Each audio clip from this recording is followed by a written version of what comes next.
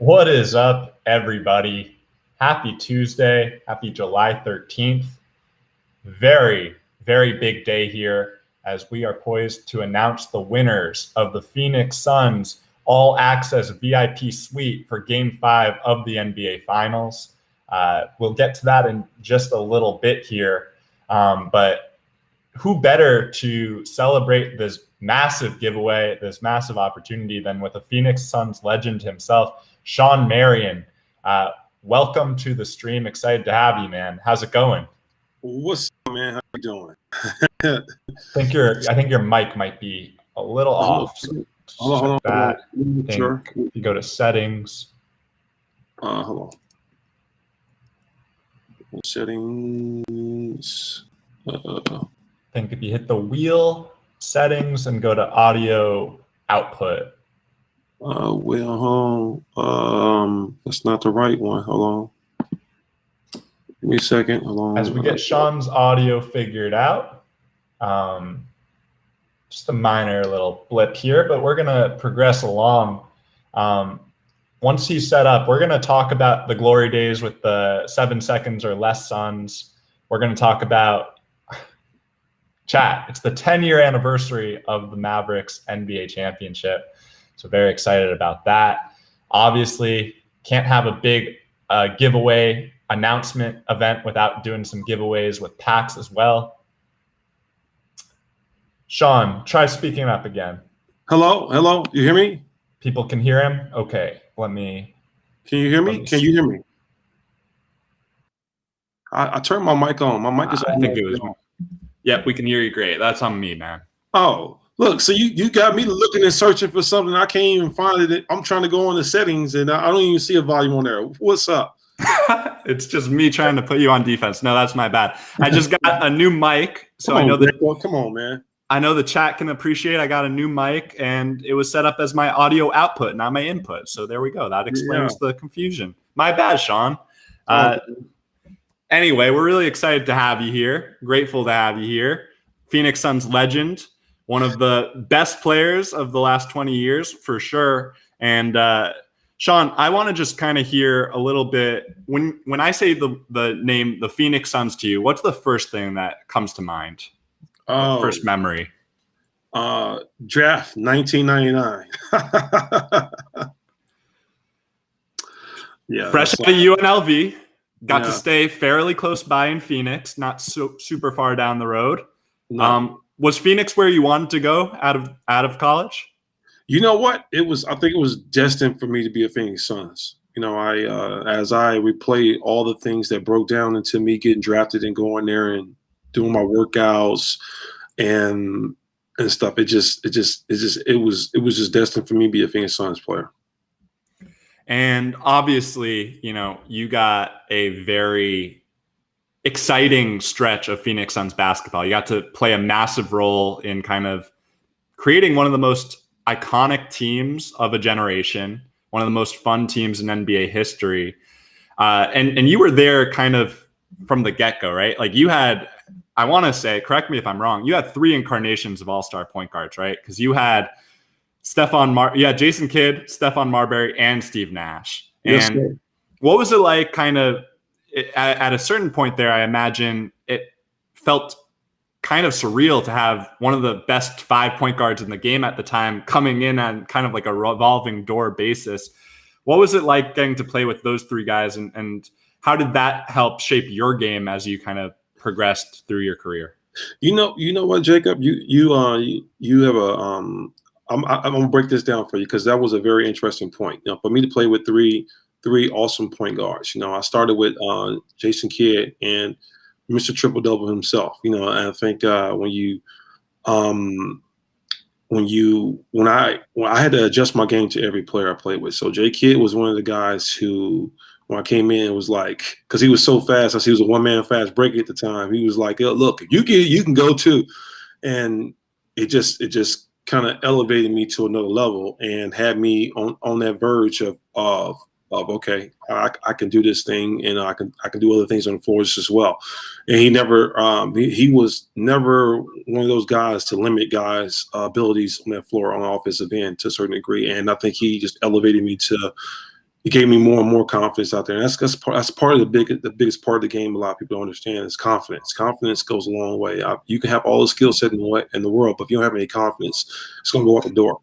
And that was a great beginning tool of and a player and my guy, man. To help the growth process of me becoming a matrix, of course. That's where it came with. It started with J Kidd. J Kidd, the one who elevated that. So people talk about nickname stuff. That started with J Kidd because he was able to do certain things, and I was able to do things, and we just merged together and made some magic out on that court.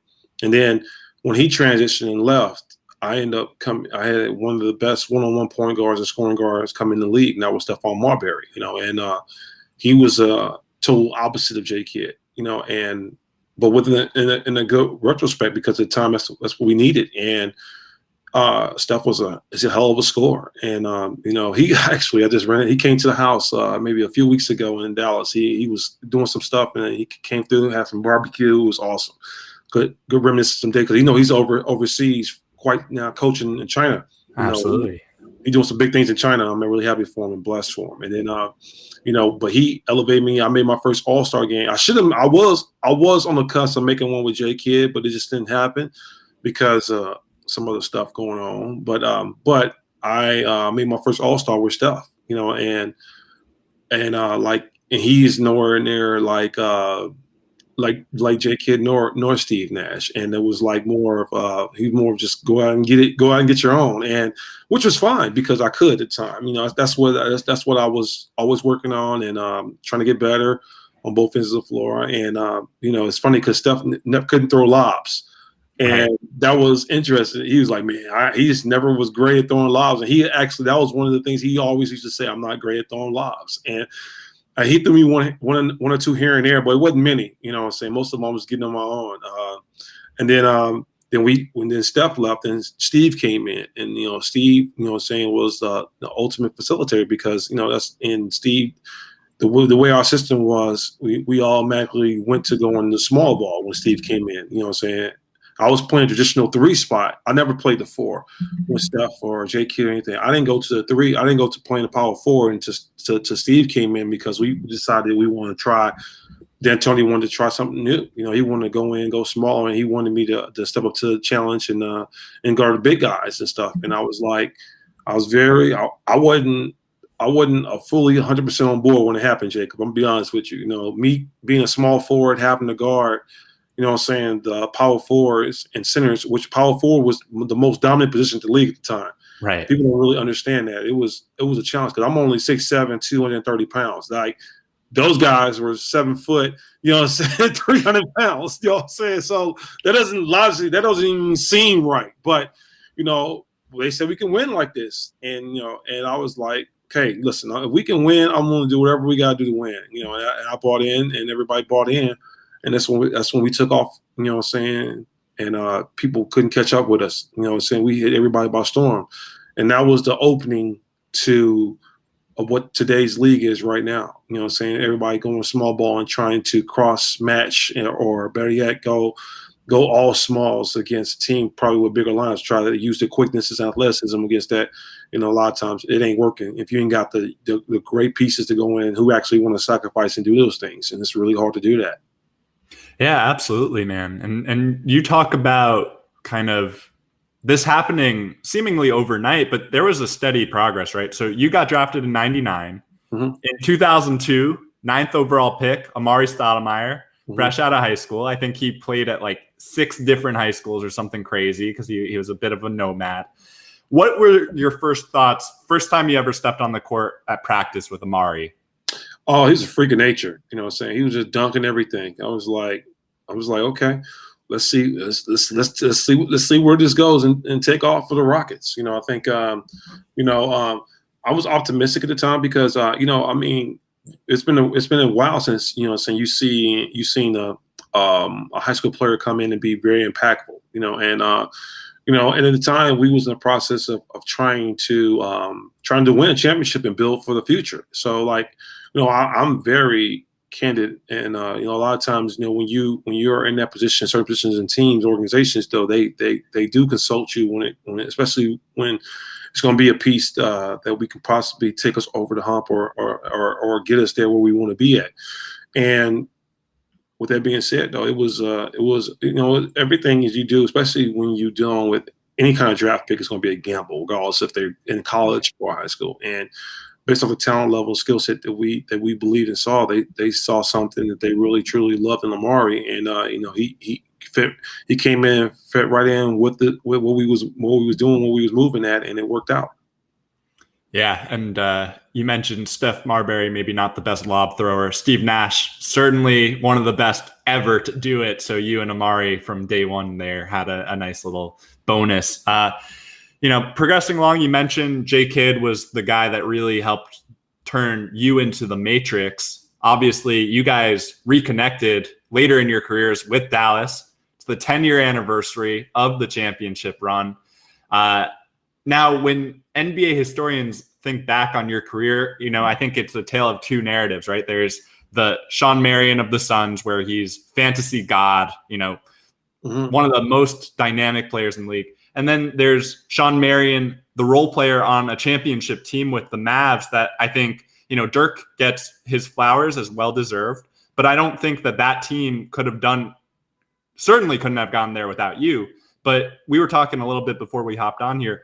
That team was special. Tell me why that team was special. Because, I'm going to tell you, Jacob, to win a championship, it takes a collective mindset that, you can talk about it, but you got to see it. It's easy for TV analysts and reporters and stuff to say this and say that, but it's a feeling you have in that locker room and among your peers that it's so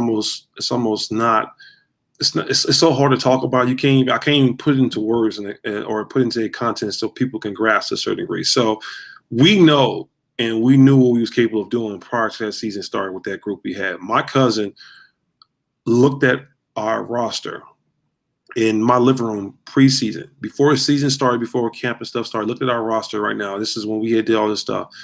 And said, we go out and do what y'all go out and do what y'all got to do. Y'all going to win a championship this year. Look at this. And we looked at our roster and at that time. And then, of course, we made a couple small trades for a couple trades during that season, but it wasn't nothing drastic. We didn't change up no core, nothing like that. But, man, when I tell you the vibe, Jason Terry got a tattoo preseason, championship tattoo preseason. Like, if anything – y'all don't want to believe or anything y'all listen to, like listen to the movements and everything that transpired leading up to us winning the championship. It tells you who was destined to win the championship that year. And if you don't know anything about basketball, how can you sit there and tell, like, I guess because somebody had all the hype behind them or the media jumped on their coattail, that don't mean shit. Media don't know anything. I'm just telling that just a fact. They just speculating. None of them guys ever played in NBA. Most of them just talking and giving us thoughts and revelations of what they think they see or don't see or whatever, or hope it go that route. They don't know the main facts. People don't understand the game of this basketball. We can sit here and talk about basketball all day, but at the end of the day, somebody gonna try to tell me something I've actually done. There's no way in hell somebody gonna conscute it. But the narrative that's created by the media at times is what the narrative that seeps into us, and then we become part of that narrative and we start believing it because they done forced it upon us and we heard it so much, or they made a point reference. They done reference to us, and that's how our minds think. I'm guilty of it. Don't get me wrong. Right. I'm guilty of listening to some of the media stuff. I'm like, hold on, but that ain't. I'm not buying it. But part of it at times because you gonna heard it. And it seeps in a little bit sometimes because of just being around and listening to the chirp, you know what I'm saying? But man, dude, like we wasn't favored to win no series, and I was like, damn, did y'all realize what kind of team? Who was on our? Look at our roster. But look at our roster. People talking about, LeBron them had the big three, but guess what? We had all-stars on our team. I was an all-star. Just because I wasn't a current all-star don't mean I'm not an all-star. J. Kidd was an all-star. Dirk, Peja, you know what I'm saying? You go out, look at our team, dude. So, just because you wasn't a current all-star don't mean you're not an all-star. So, that narrative and the super teams, though, yeah, okay, whatever. Current or previous All-Star, it doesn't matter. Use an All-Star, use an All-Star. So, and when I was making it, you had to go out and be an All-Star. It wasn't just given, on some BS, you know what I'm saying? So, like, I'm just keeping it on. I think it's a lot easier to be an All-Star now than it was when I was doing it, you know what I'm saying? So, people don't understand that. People take a lot of things for granted, and it's messed up. Who was somebody? Who was that? Who was hurt? Kobe wasn't hurt against us. Kobe played all 4 games. That's my guy. Shawn, you're always going to have haters in the chat, but here's the thing. Kobe, you know what? So you know what's so special about Kobe? Kobe, I went after, because I was in Phoenix for a while. And we was beating them, and that was a big rivalry for the Phoenix Suns and Lakers. And I was like, when the game was series over, when we beat the Lakers, Kobe was like, me and Kobe was like, we went up and talked for a quick second. It was like, he's like, go do it. I was like, it's my turn now. He's like, yeah, go do it. Go do it. Go get it done. And like people, I'm saying, it's little small like things that, I'm saying, that it sucks because, like you said, someone giving my flowers. No, Jacob, I think everybody who truly know this game, and a lot of players who truly respected this game and love this game know what I brought to this game. I'm a big part of what the game is right now. Like, so I know that I had time to reflect on my career during this COVID, because a lot of teams are doing their best seasons, and they had to create new content for just the purpose of just putting something out there to keep everybody engaged with the teams, which is dope. I thought that was kind of dope by all the teams to do that. And I had some great seasons and stuff, and attested to myself though, like I believed in winning, you know what I'm saying, and I just knew how to adapt my game to whatever situation I was in to help that team win, and that's why I won everywhere I went. And that's a testament to myself and what I was able to do in this league, and how I was able to do it though. So like, people can speculate and say all they want to say. My numbers don't lie; they speak for themselves. So that's what's up. Absolutely, and I think here 2 big things I want to communicate to the chat, to maybe the more casual fans that haven't read the history books. There are 2 teams in NBA history that are super responsible for the pace and space era that we're in now. We got Don Nelson's Warriors in the 90s, kind of spacing the floor. Then Mike D'Antoni's 7 seconds or less Suns, that Shawn Marion was the reason they were able to do what they did, because Shawn Marion could defend 1 through 5 on the court. Shawn Marion could do anything you needed him to do on the offensive end. And as we've heard, he had just so many great experiences playing with legendary point guards that he was able to basically take the best of what they were trying to get him to play off. Anyway, I'm just a massive fan of yours. You don't need to prove anything to anyone in this chat, because here's the thing, Shawn.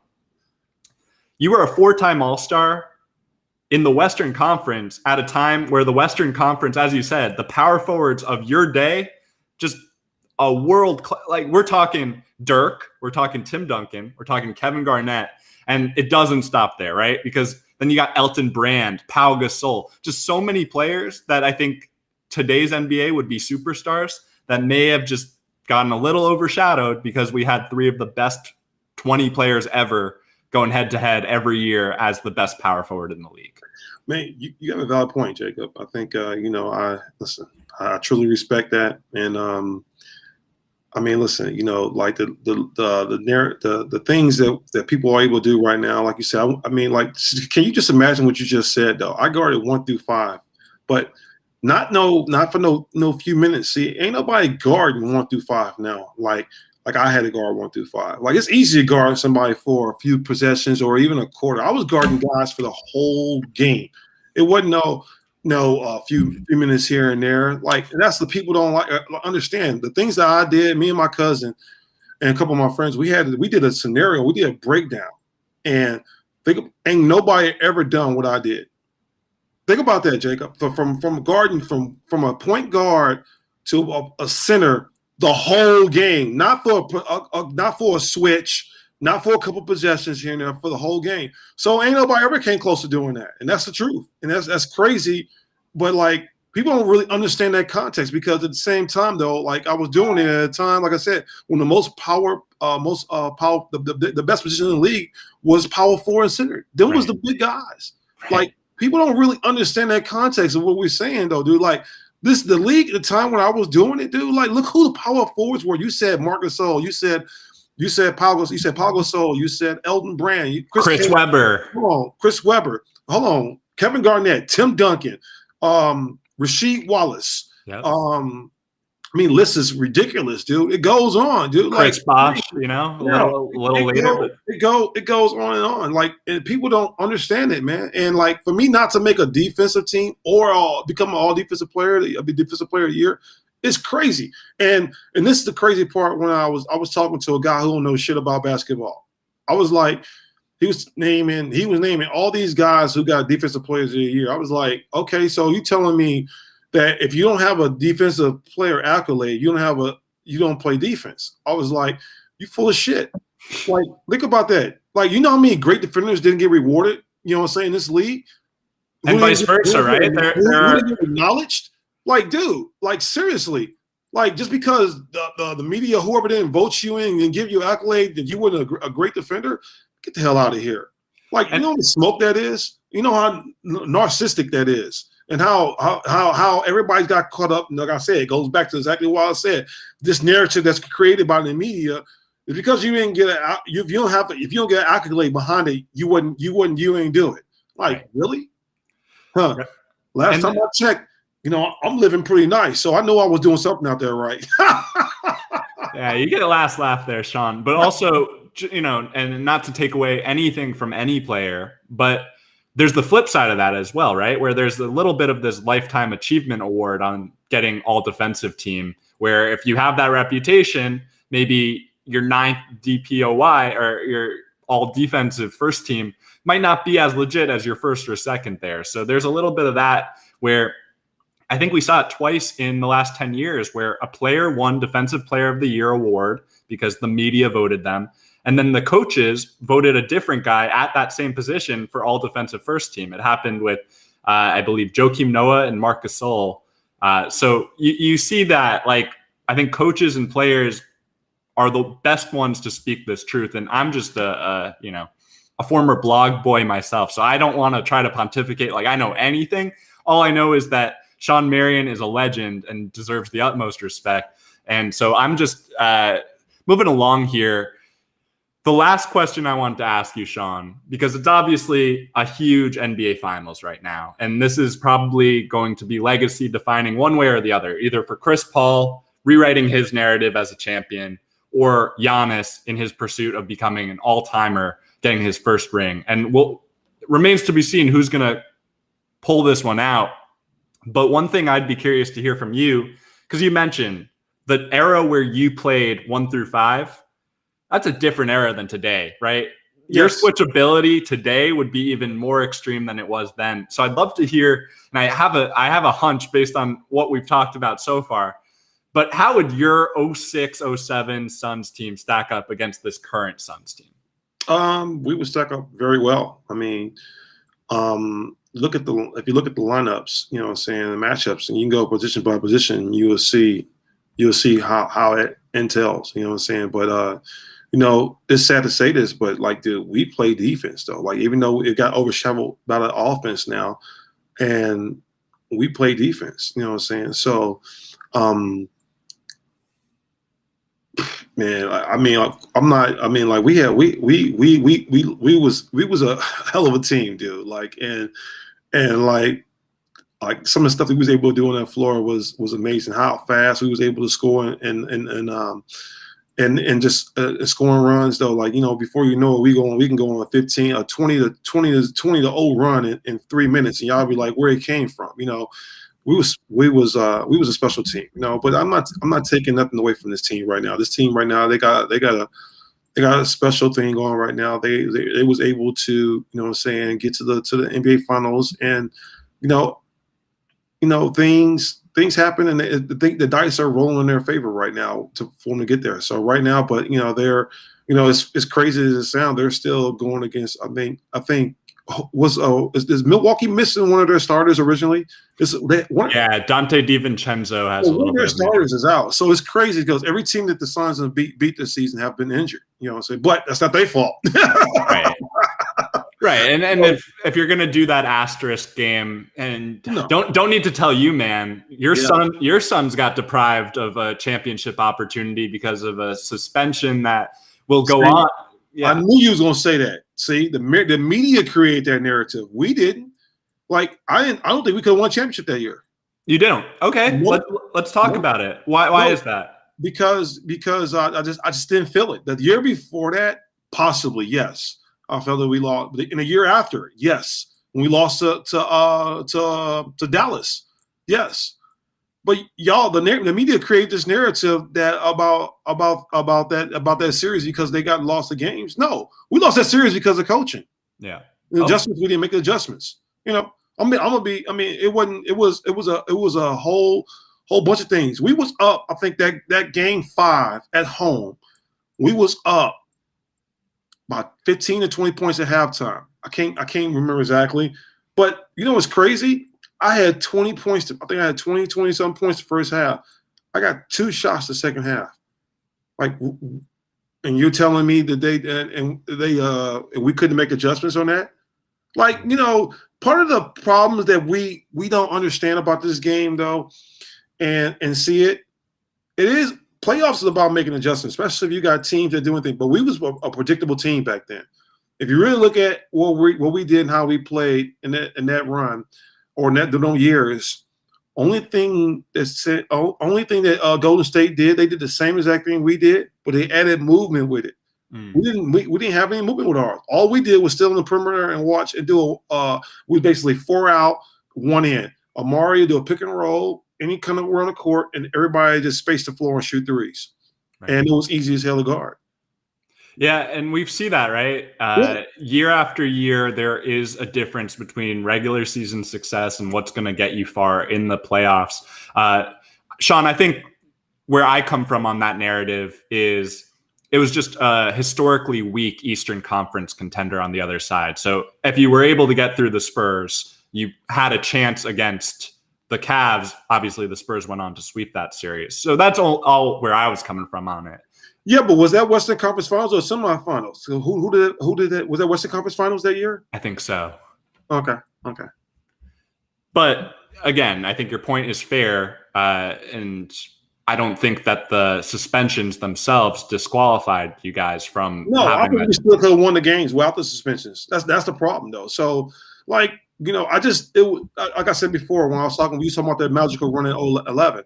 Like, it's something natural that we felt that we knew we could do it. I just didn't feel it that time. You know what I'm saying? I wasn't true. I thought we was good, but I just didn't have that. You didn't have that aura or that feeling that you was gonna be able to win it though. You know what I'm saying? That's what I didn't sense. You know, and I'm telling y'all, it's a vibe, and it's a like Cuban, my man Cuban say all the time. You know, great teams win. I mean, but hot teams win championships. Think about that. So sometimes it's not always the best team that's going to win a championship. That's right. In our case, when we won 11, I felt like we was the best team and we was a hot team. So I think it was just both that lined up with each other, and we went out and did what we got to do. You still got to do it. You know, at the end of the day, you know, a lot of people don't get a chance to seize these opportunities. It's like, you know, we knew that, you know what I'm saying, we wasn't going to let this one slip out of our hands. We knew what was at stake, and we went out there and did what we had to do and took care of business. I don't think nobody could beat us personally that year. You know what I'm saying? So I didn't care who you threw out there. We feel like we can beat anybody, and that's how it boils down. So is it safe to say that Mavs team was the best team you ever played for? One of them by far. I would say that it was one of the best ones. It was but I have some great teams in Phoenix as well. And I'm not going to discredit them, but like I think hold on, my screen. Oh snap! Hold on. Something popped up. But it was a true special team. You know, I had a special team in Dallas too, and it just sad didn't work out. But I mean, even Cleveland was a great team. We went to the finals and lost. Even I didn't have a big part in that. You know what I'm saying? I was behind the scenes doing stuff. But I feel like if I had a few minutes to contribute in that series, I feel like we won a championship in Cleveland that year. My last year in Cleveland. If I'm able to play 10, 15 minutes out there, I feel like we walk away with the ring that year. So, and and that's the truth, you know what I'm saying? But like you said, you know, I mean, at the time, it wasn't the time and place to say anything or speak up. So like, I can say it now, you know, and it sucks. But like, I really do. I do feel that way, you know, and I mean. Yeah, I think, you know, the chat is loving your candor. You bring the fire every time we talk, and I appreciate it. Shawn, I have one more question before we delve into the next segment here. Obviously, when we talk about that suspension, the bench clearing kind of situation against the Spurs, Amari's the name that constantly comes up as the guy that got suspended. People forget Boris Diaw also got suspended. Yeah. Boris Diaw, I think, one of the most underrated players of the last 20 years, and his impact on the game also super forgotten about. But before you guys got Boris Diaw, you had Joe Johnson on your team. They were traded for each other. I think there's just a little bit of people forget just how loaded those Phoenix Suns teams are. And it seems like at any given point, any of you guys could have been the best player on the team. Well, see, so this is so crazy about that first year with Steve, and we traded for Q Rich and Joe and me. Well, Joe was already there. So it was me, it was Steve, Q Rich, me, Joe, and Amari. That year, Joe, people forget Joe broke his cheekbone, had to have surgery, and came back. Now, I thought we could have possibly won a championship that year. Then we traded Q in the offseason, though. We was only together for 1 year with that team. Right. And people don't forget that. So we traded, and we got Roger, which Roger was a great player, one of my guys as well. You know, and you know, it was a different team, a little different scenario, but it was kind of the same MO. Because we got Roger and Boris that following year. So, but listen, no, we still kept the same pace up and stopped doing the same thing. You know what I'm saying? So it just made it that much more unique. But I tell you what, man, you know, when you sit there and you have a chance to really dissect and see the opportunities and how we was able to do certain things, it was truly special. And it was a fun run, man. It was a fun run. Now, moving ahead here, obviously, the reason we wanted to have you on is we're doing our biggest giveaway to date. We're taking 8 fans to the NBA Finals to sit in a suite in Game 5 coming up on Saturday evening. Very excited for this. Just a little bit of a breakdown. Before we get ahead of ourselves, I want to give everyone a little bit of background on this event itself. So on Friday, we released a blog post. We're going to put that link in the chat so you can catch up on it. And as part of this announcement, we had Roham, our CEO, record a special message. JP in the studio, can you play that message for the chat? Hello, Top Shot Nation. How's everybody doing?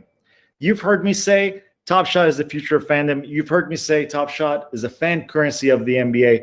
Well, today I'm super excited to announce a little gift we're doing for our community that for us is a big step towards fulfilling that vision. 8 lucky collectors and their guests will get an all-expenses-paid trip to Phoenix, Arizona for Game 5 of the NBA Finals. And we've partnered with the Suns to make it an absolutely incredible once-in-a-lifetime VIP experience, the kind of thing that we want Top Shot to be all about for our community. If there is no Game 5, that means the Suns swept the series, and we'll see you for opening night. We're going to go even bigger. Thank you so much for your support. Top Shot wouldn't be here if it wasn't for you. This is a product that we built for the community. We can't wait for you to see everything we've been working on.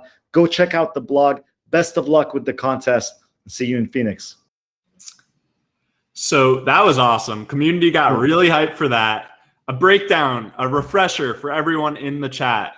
We had about 6,000 total collectors eligible based on their Phoenix Suns collectors score. So Shawn, what this means is you needed to have a certain number of Suns moments in your collection to even be eligible to get picked. So we had about 6,000 total eligible, I think 6,061 total entries, about 3,000 collectors who were eligible to be chosen. Some collectors who had super high collector scores had multiple entries. And over the weekend, we held a random drawing overseen by our team to ensure that we picked 8 winners that were compliant, and we had done background checks and everyone checked out. So just a refresher on what they're going to get. Or actually, Shawn, I'm going to leave it to you. Should we go over what they're going to get, or should we pull the names up and then go over what they're going to get?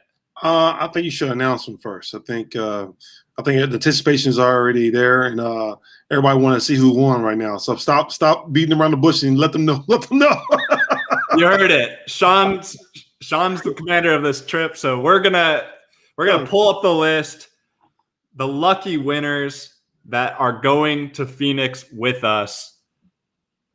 Congratulations to iRacer77, Trust the Process, Fun Guy 95, MT 25, He's Heating Up, Ron Love Sports, Jai 12 218, MCMA.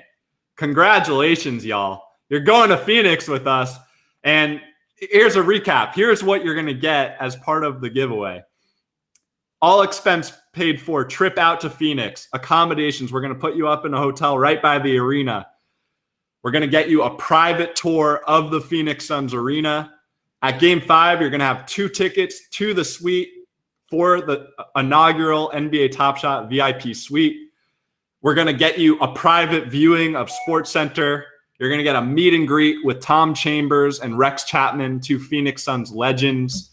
And you're going to get an exclusive photo op with the Phoenix Suns Gorilla. Wait, one more thing. You're also going to get a shopping spree at the Suns team store. This is truly a fan's dream. Shawn, we talk all the time internally about how we want NBA Top Shot to be the currency of NBA fandom, and how collecting moments and holding them in your account gets you unique opportunities like this long term.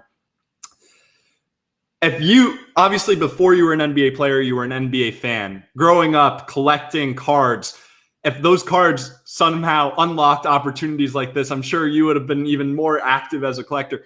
I want to just get your thoughts about how technology, NFTs, NBA Top Shot are bringing fandom to a whole new level.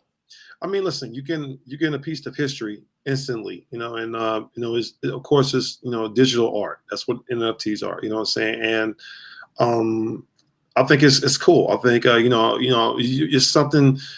It's crazy how this stuff is. This technology in the future is coming, and this is a new wave that everybody's is excited about, trying to partake in it and get ahead of the steamroll. And listen, I'm right here for it too. Like, why not?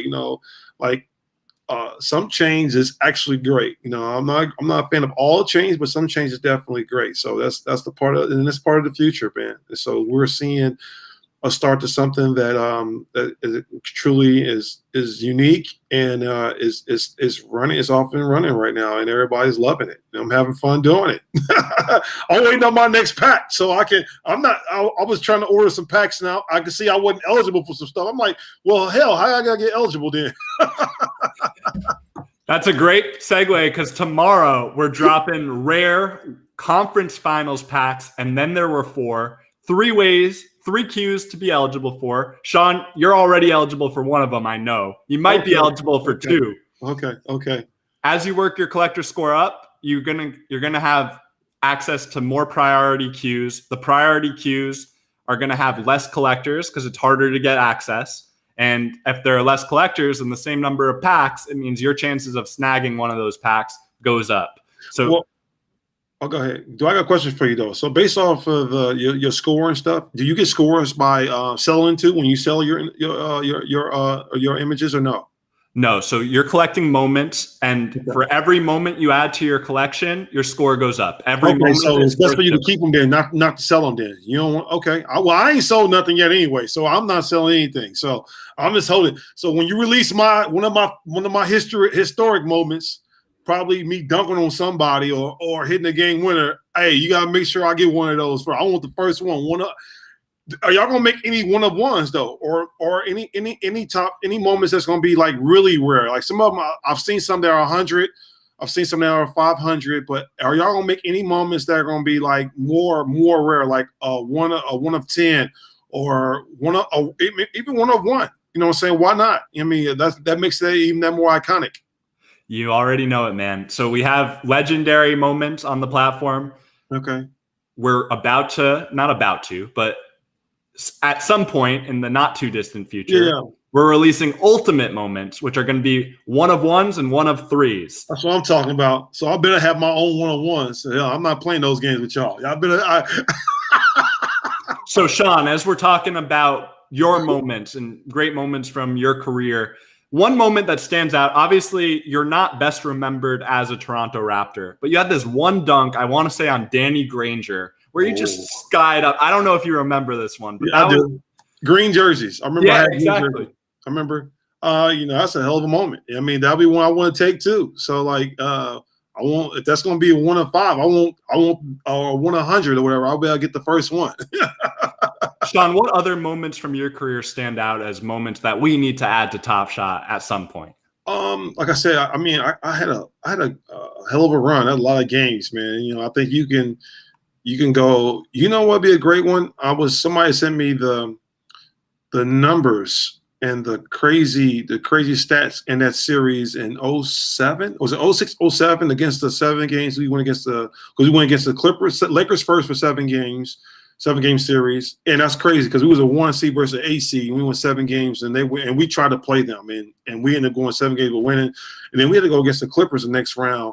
I think it's 07, 08, I think something like that. So, but like that the numbers that in that Clippers series though that I was putting up though were crazy, and it was a lot of highlights in that. People kept sending me that round, and it was fun even against the conference finals. I think it was the Lakers that year. I mean, that was a great run, and the numbers in there was great. I like playoff stuff. Regular season though, I got a lot of highlights, but like anything, hit a game winner. I mean, I hit some game winners in my career. I got a few of those. I dunked on a lot of people, so like you can pick those. Whatever, I'd just be happy for whatever, especially if it was a win. I don't want no losing games. Nothing with no losing memories. I don't have many of those, but I definitely want something to happen in the game where we won. Yeah, I hear that. No, that's awesome. I just think back, you were such a dynamic player on both ends. We're absolutely going to have a block moment from you at some point. You know what would be a block one? I got a block moment. It was a picture in Slam magazine or whatever. We was playing against Chicago Bulls in Chicago, I think. They got me pinning Elton Brand's shot when he was in Chicago, and if you look at it, it's a vertical. It was a great. Whoever got the shot, I gotta look at it. I got it somewhere. I gotta find it, but it was unbelievable. It was one of the best pictures I ever saw because it got me vertically straight up at an angle where I'm just pinning his block, his shot against the backboard. But it looked like I'm shooting a commercial or some shit. It's awesome. Yeah, I mean, every time you took the court, it was like you were shooting a commercial with what you were doing on the floor. Shawn, how about we open some packs? We're going to give away some packs to the community. We'll open a pack. I'd love to get your take on a few of those players as we open them. I know we got to get you out of here pretty soon, so let's open a pack. Let's do it. Let's go. We're going to put a link on screen and in the chat. Follow this link if you are a collector and you want to submit yourself eligible for the giveaway. Do not submit yourself more than once. Otherwise, we're going to have to remove all of your entries. Just once. Don't do it, everyone. Just play by the rules. Let's have a fun time with this. We want everyone to have an opportunity to get one of these packs. We're going to open up a holo icon pack. Shawn, that includes 3 rare moments, 1 legendary moment, 6 base set moments. It's going to be epic. And before we jump into this, because we obviously want to let some collectors fill out the form and make sure that they get eligible, I just want to hear your take on just the playoffs so far. Obviously 2-1 Suns right now. Do you think Milwaukee evens up the series tomorrow night? Do you think Phoenix is the team of destiny this year? I mean, listen, I think both of these teams are in line for destiny. You just don't know what the outcome going to be to a certain degree. But it's funny as we sit here and play it. The Suns have been playing great basketball. And just as well as the Milwaukee Bucks have been. And prior to the postseason starting, I was looking at the breakdowns of each team in each conference, and I said the biggest game was going to be that I felt like was going to be it should have been conference finals or where everybody would want to see was Brooklyn against Milwaukee. Based off of how Milwaukee got it going got their mojo back against Miami, I felt like this could have been the Eastern Conference Finals automatically, and we would have been loving to get there. And it wasn't. It was a semifinal, so it was second round, so quarterfinal. So when I sit there, I actually picked whoever won that series to win it all anyway, regardless of who came out the Western Conference. I felt like whoever won the Brooklyn and Milwaukee series was going to win a championship, So, and if they didn't win it, it's theirs to lose. You know what I'm saying? Because I feel like they're the best team out of everybody left in the postseason. But who's to say if they don't go out and do what they got to do, Phoenix is going to knock it out, knock them out. And it's up to them to go out and do what they got to do. But when they play like they played last game, that's how they've been playing for majority part of the season. Ain't nobody beating them. They showed why they was a better team, kind of somewhat to a certain degree. But you can't make them go out there and do that and have the games they're supposed to have on a nightly basis. It's not up to me to decide that. But it's going to be interesting to see what and how it pans out. If they go out there and do what they're supposed to do, it's going back to Phoenix 2-2. And Phoenix did exactly what they're supposed to. They won both home games, so they did exactly what they're supposed to. Now, just put the pressure back on Milwaukee to do what they got to do. Yeah, they always say it's not a series until the home team loses. And I think we too often as a fan, not specifically Top Shot, but as NBA fans, we see a team go up 2-0 and we write off the other team before they even had a chance to play at home. Yeah. And I think the Bucks showed, no, they're still very much a problem for these. Like, when Giannis, Drew, and Chris Middleton are rolling on all cylinders, they are a hard team to stop. Well, that's the intangible right there people don't look at, because, like I said, it goes back to I was saying though, like if you look at the roster and you break down position by position, Milwaukee has 3 guys that have been all-stars.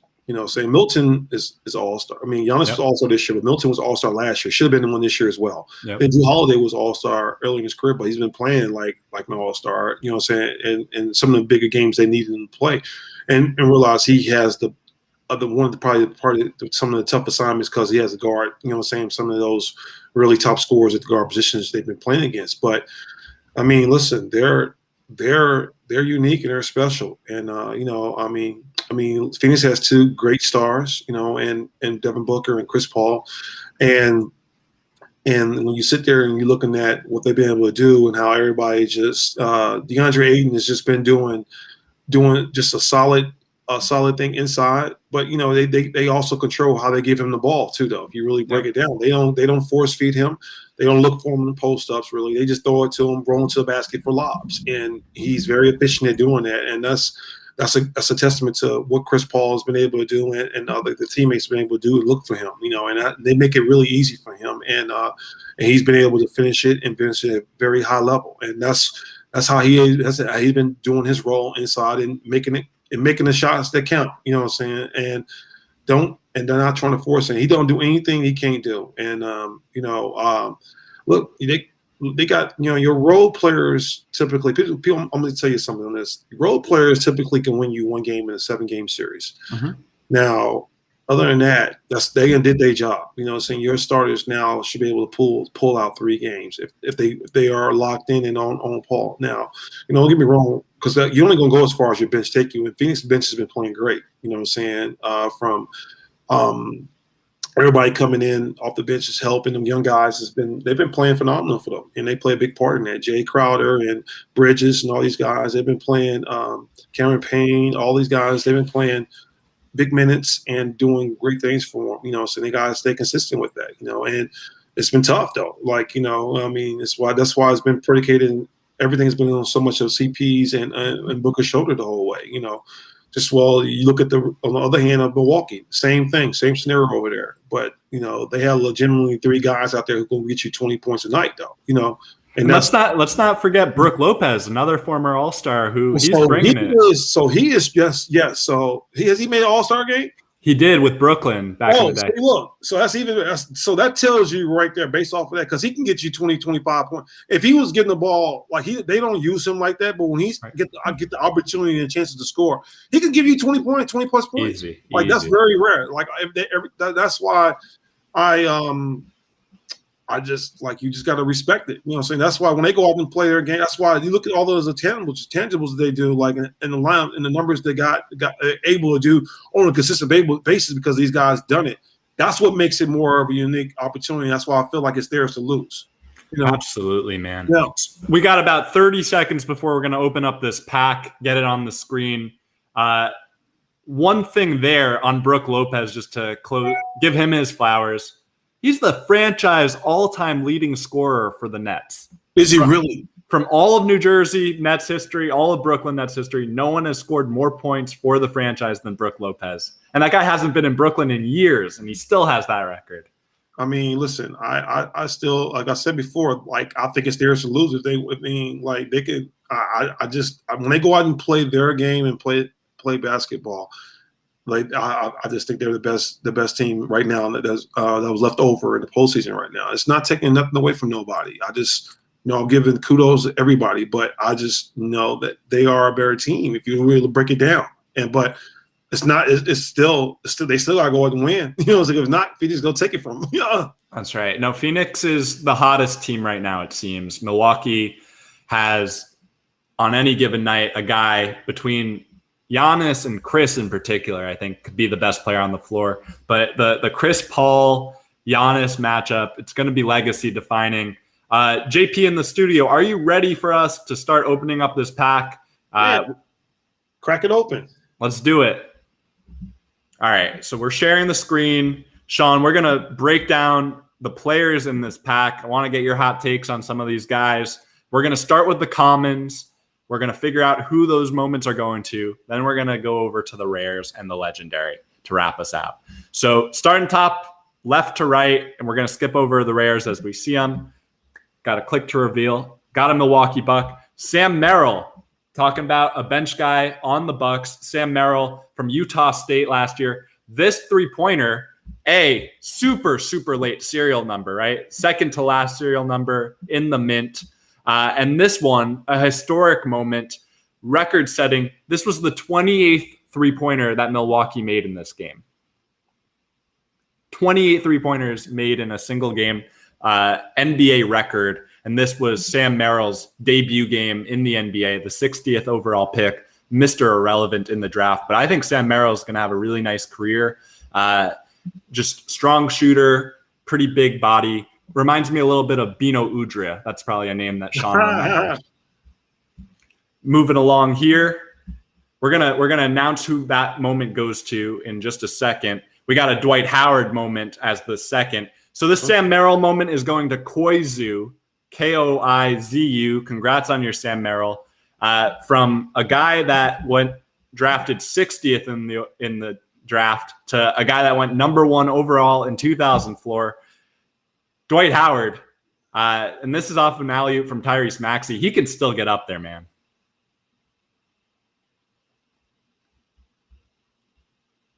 Nice.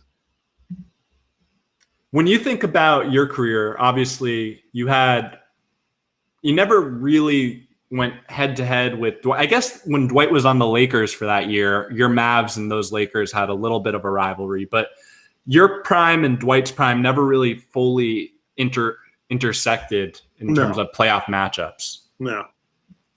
But that guy was a problem. Three straight Defensive Player of the Year awards, led the league in rebounding for those 3 straight seasons, and will undoubtedly go down as a Hall of Famer when all is said and done. Moving along here, we got a 3-pointer from Jamal Murray. Let's watch it.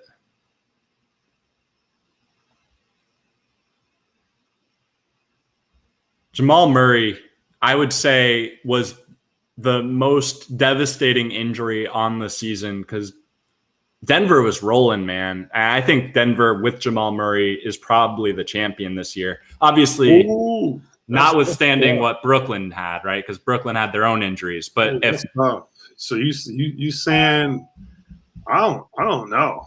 No? I don't know. I don't know if they. I mean, listen, it would have been. I think it would have been a great. It would probably been a better series against the Suns for sure. I mean, it's but I don't know. I just think the role players for the Denver Nuggets was too inconsistent to sit there and rely on them, though. And Murray, don't get me wrong, Murray is very special. I think that would have been a great matchup because that would have been 2 stars against 2 stars. You know what I'm saying? So they would have Devin Booker and CP against Murray and Joker. So we'll see how that went. But the reserves the role players would have played a big part in that. And I think the role players for the Suns at the time have been playing way better than them. Well, one thing I think we both can agree on: Denver's got a very bright future. Jokic is still young. Murray's on the come up. Michael Porter Jr. is a problem. They've got a ton of potential. I'll be very excited to see Jamal Murray back healthy next season. The Dwight Howard moment goes to Disney Alex Max. Congratulations, a Disney fan getting a Dwight Howard moment. Obviously, Orlando Magic legend. So happy for you, Disney Alex Max. We're going to wait on the next poll, and it just came through. This Jamal Murray moment goes to Pivot Foot. Congratulations, Pivot Foot. Pivot Foot. All right, moving along here. This is the legendary. We're going to save this one for last, Sean. We're just going to move down this row.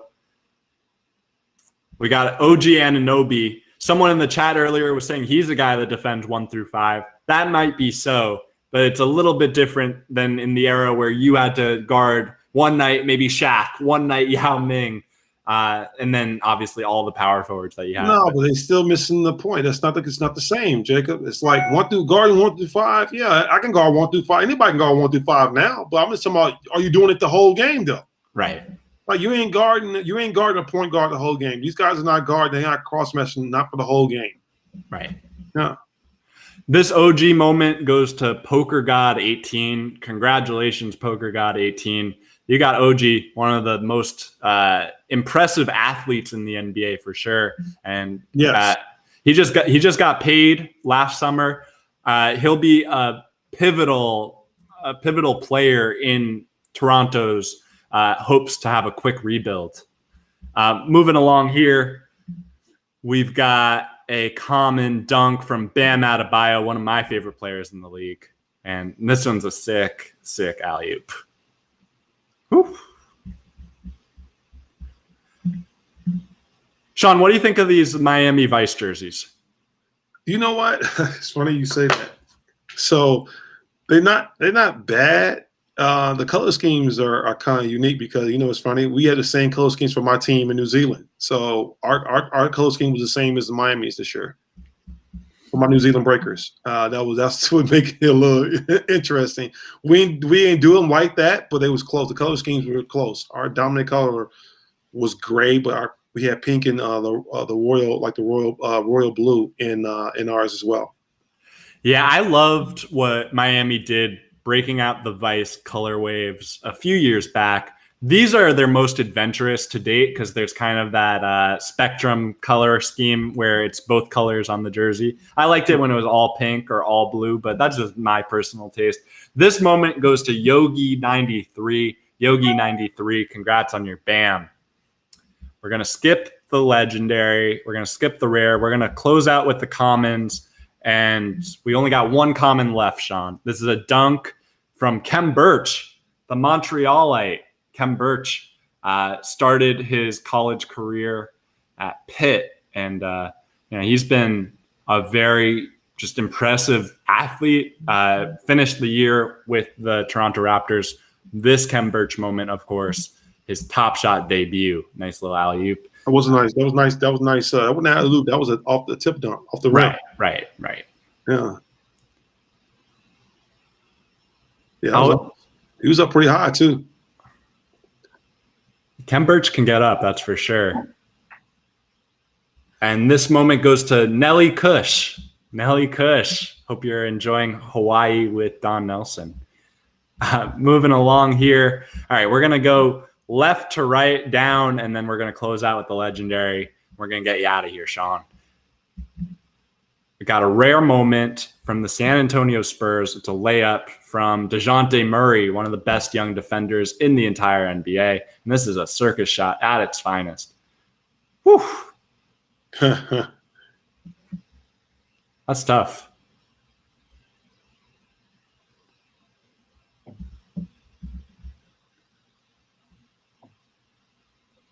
DeJounte Murray, this moment goes to UX3. UX3, congrats on your DeJounte. Moving along, got 3 more moments here. This one's from the Warriors. It's a dunk. Andrew Wiggins. Andrew Wiggins showed a lot of people what he could bring to the table on the defensive end this season.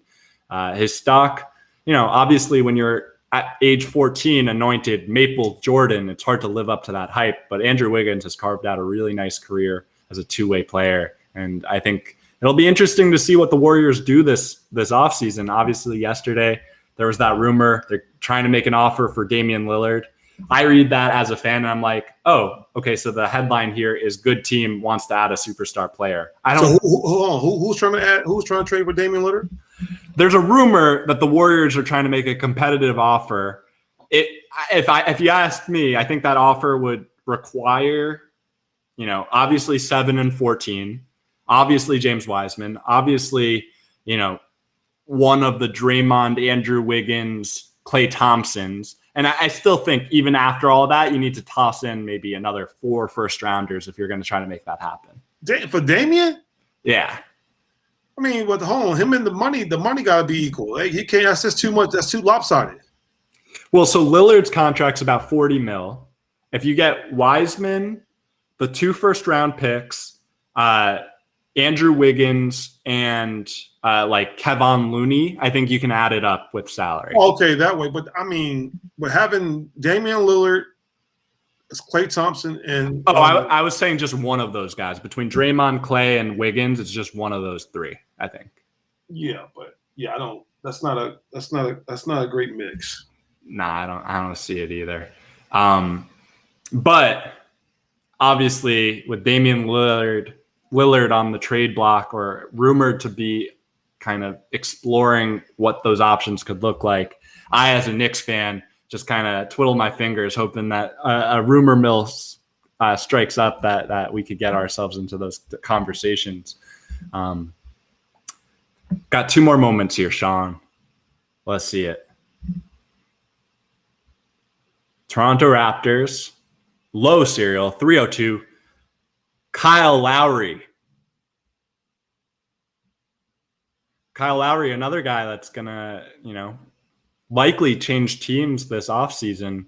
I think the 4 teams that are rumored to be courting Kyle the most aggressively are the Lakers, the Sixers, the Heat, and the Knicks. Are they recruiting him to start, or are they recruiting him to be a reserve, a backup? Oh, I think all 4 of those teams would be looking at him in the starting lineup. Okay. Any of those make sense to you?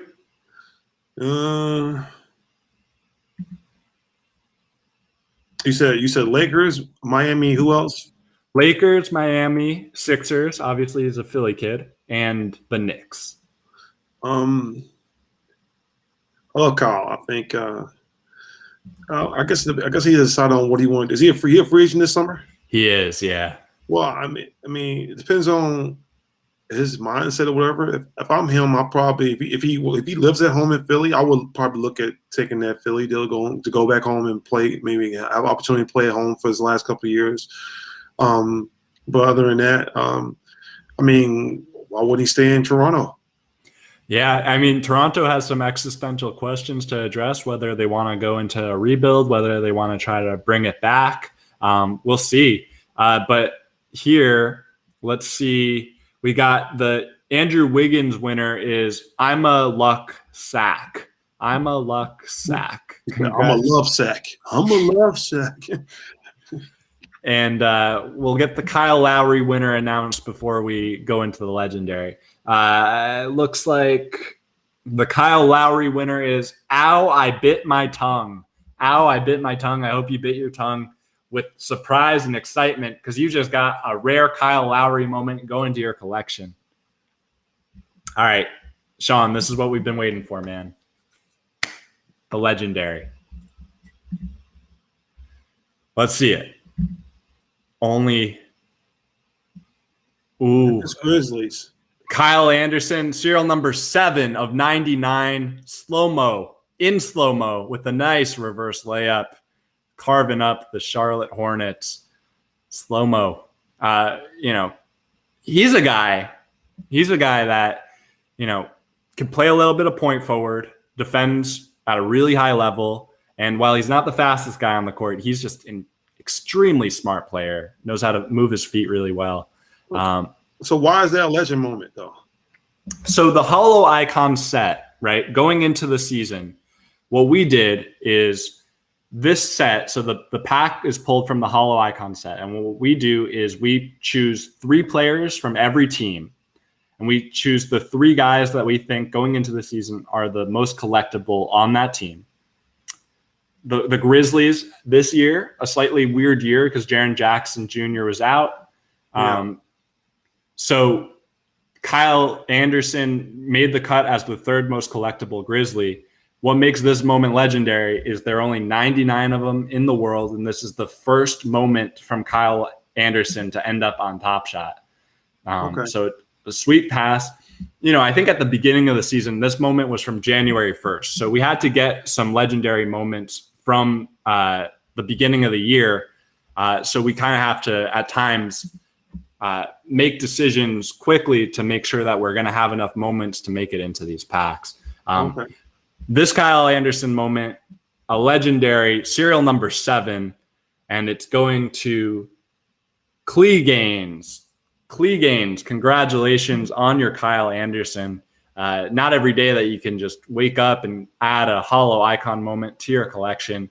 This one comes from a big win in a game where Kyle Anderson dropped 18 points, 11 boards, and 5 assists. So there you have it, folks. That's a Hollow Icon.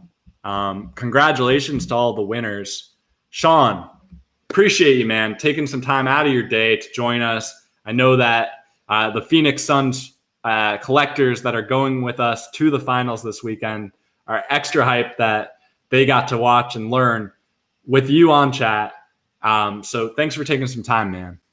No problem. Thank you. And I seen some of the comments. They was talking about me and Amazing Race. Yeah, that shit was funny. Hope everybody have a great Tuesday. I appreciate the love. And until next time, that's what's up. Absolutely, man. Thanks again. Take care. Later. Chat, there you have it. Winners coming with us to Phoenix this weekend announced. Very excited to have Shawn Marion back on the stream at some point down the road. To the winners of these giveaways from this Hollow Icon, we'll be distributing these into your collections at some point within the next week. So give us till next Tuesday to finish it up. Community, as always, very grateful for you tuning in. Very excited to make some NBA fans' dreams come true. Coming with us to Phoenix. It's going to be a ton of fun. And y'all, we're just getting started. As we've said before, we'll say again. Top Shot is the future of fandom. It's the fan currency of the NBA. And as we go here, utility, utility, utility. We hear it all the time in the community. It's the number one thing that's requested. And this is just the first stop, the first opportunity for us to give back and bring the IRL fan experience to Top Shot and vice versa. So very excited to see where this goes. A lot of really exciting things in the works coming up soon. In the meantime, we'll be back soon. There might not be an office hours this week because I'll be joining the lucky fans in Phoenix, trying to help them get settled and have the very best weekend an NBA fan can have. We'll be back for office hours in a week from Friday. But yeah, very excited to see you all in the queue tomorrow. We might be doing more giveaways then, and it's going to be an epic drop. We've got 3 queues tomorrow. If you're able to access the priority 1 queue, 10 a.m. Pacific, 1 p.m. Eastern, get in there. Then we got at just a couple hours later, we've got the priority Q2. All right, priority 2 queue. I always have trouble saying that. And then we got the general queue at 2 p.m. Pacific, 5 p.m. Eastern. That's where everyone in this chat, I assume, is going to have access. Work yourself into eligibility for the priority queues, up your chances of snagging one of these rare packs. Tomorrow's my birthday. We're going to celebrate here. We're going to have a good time. We're going to give away some moments, and we're just going to have a lot of fun. So see you back here tomorrow for that. Really appreciate everyone tuning in. Congrats again to our winners. Couldn't be more excited for y'all. And it's going to be an unbelievable time. And thanks, JP, in the studio. Appreciate the love. We'll see everyone back here tomorrow. There will be a waiting room about half an hour before each of the queues open up. So make sure you get in just a little bit early to ensure your slot before the queue randomizes your position. Very, very excited tomorrow, y'all. And then there were 4. It's a brand new set. We've got some epic moments. John Collins off the backboard alley-oop from Trae Young, making it to Top Shot tomorrow. Y'all, it's going to be an unbelievable day tomorrow. New system, 3 queues. And that's our way to reward active collectors with the best chance of snagging a pack while still getting newer collectors, less experienced collectors into the fun, having an opportunity to snag a rare. So this, hopefully y'all can understand why we're doing it, and very, very excited to see you all tomorrow in what I hope is just the first of many level drops where we're going to be able to do this. So take care, y'all. Until tomorrow, enjoy, collecting on Top Shot. And then tomorrow we've got a bunch of cool things. It's not just the 3 queues. We've also got a finals quest for you to be tuned into. We've got some more trivia, and needless to say, we've got game 4 of the NBA Finals. Game 5 will be joined by Top Shot collectors in Phoenix. We look forward to all that's to come here, and take care, y'all. Speak soon.